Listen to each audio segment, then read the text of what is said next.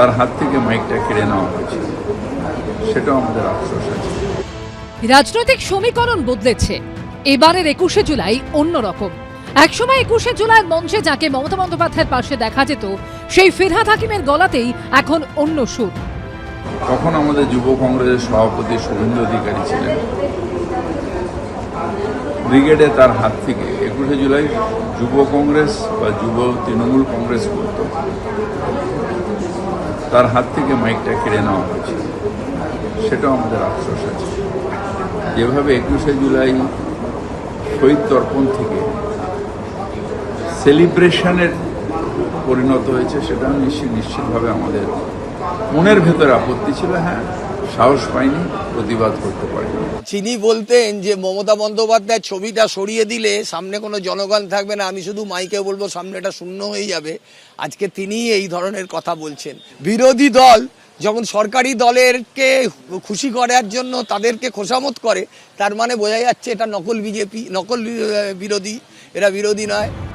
সোমবার বিধানসভায় মন্ত্রীদের একটি গুরুত্বপূর্ণ নির্দেশ দেন মুখ্যমন্ত্রী শুভেন্দু অধিকারী। বিধানসভায় বিধায়করা এলাকার কোনো সমস্যার বিষয়ে জানালে 7 দিনের মধ্যে তার জবাব দিতে হবে মন্ত্রীদের। মাননীয় মন্ত্রীদেরকে আমি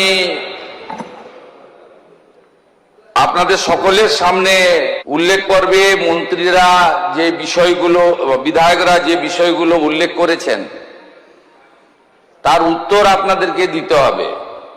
আপনি পাওয়ার 7 দিনের মধ্যে নিজে সই করে উত্তর দেবেন এবং যেটা করা সম্ভব করতে হবে, যেটা করতে পারছেন না, কেন করতে পারছেন না জানাবেন, আর যদি সময় দরকার হয় সময়ও চেয়ে নেবেন।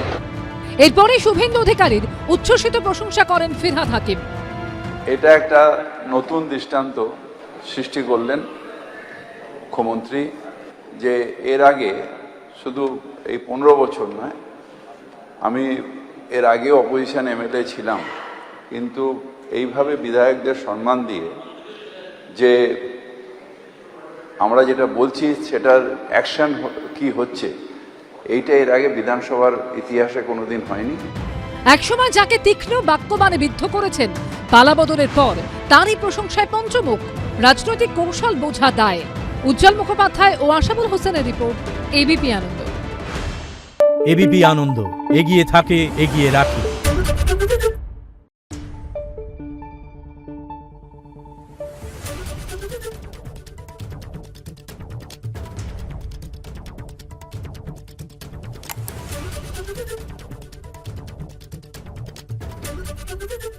আরে চাটা দে ভাই, আমার একটা চা দেন। কি হলো আমারটা? বাংলা পক্ষপাত চায় না, বাংলা খবর চায়। বাংলা খবর, বাংলার খবর।